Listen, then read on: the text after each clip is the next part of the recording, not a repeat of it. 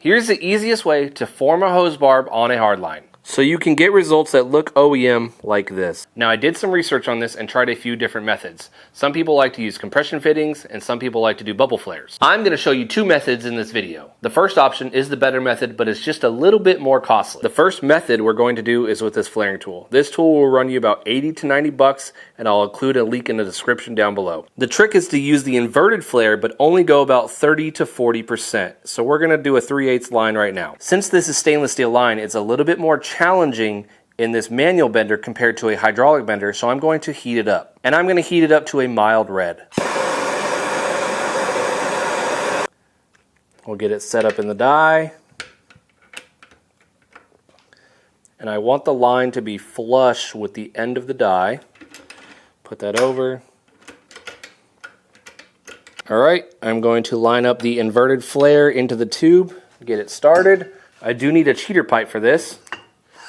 So I got the cheater pipe on here, and I'm only going to go about 30 to 40%. That's probably good right there. After looking at it, I need to go just a little bit further. There we go, just a little more. But you can see that is a good looking barb. Now we'll do the hose barb in, slip it on. And you can see this bump right here. Tighten it down. Now I can't pull it off. Now the next technique is a little more ghetto, but it still works to form a hose barb that will hold a rubber line. I'm going to use a blind hole bearing puller. Insert it into the tube and then expand it. Now my initial attempt, I expanded it in the line and then tried to roll it like this, but I ended up breaking the tool and having to order another one. So what's going to happen is I'm going to expand it, unexpand a little bit, move it over, expand it, unexpand, move it over. This option is a little bit more tedious and doesn't work as good, but you can pick one of these up for like 15 to 20 bucks compared to the $80, $90 tool. I'll go ahead and get it expanded to the point where it just barely slips into the line. And that's my starting point. All right, that's good right there. Go ahead, heat it up just a little bit more. We'll stick the blind bearing puller in there.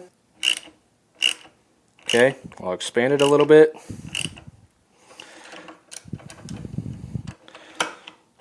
Back it off, give it a roll. Expand it. Give it a roll.